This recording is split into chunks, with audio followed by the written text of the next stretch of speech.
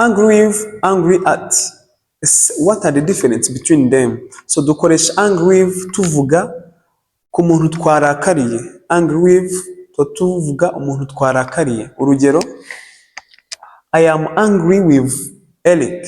Ndakariye Eric. Urundi rugero, the teacher was angry with the student.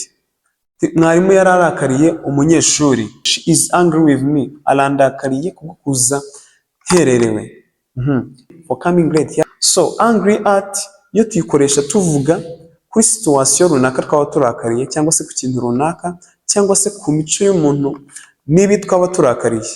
Urugero nka situation maybe ko ndahantu abantu bari gusakuza cyane nkumva nta wite n'urusaku bafite ntago nishimye, nzakoresha angry at. Ndetse no ku mico y'umuntu mibi nzakoresha angry at, but ntago nzakoresha angry at mugenzi wawe ndi kuvuga ko ndakariye umuntu runaka. So let's take a look to some examples.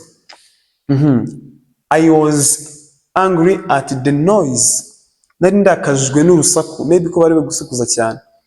I was angry at the noise. Nari ndakajwe n'urusaku. Hano ntago nari ndakariye umuntu.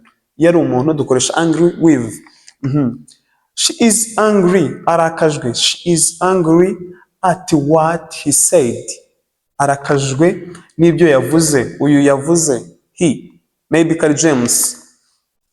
Like she is angry at what James said. Arakajwe n'ibyo James yavuze.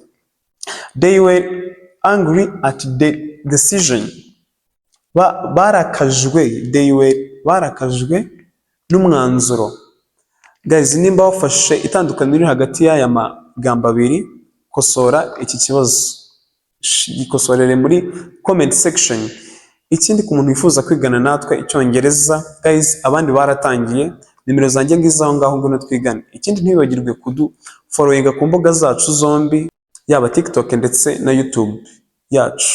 Yitwa God's Fast English. Hariyo amasomo meza kurenza aya.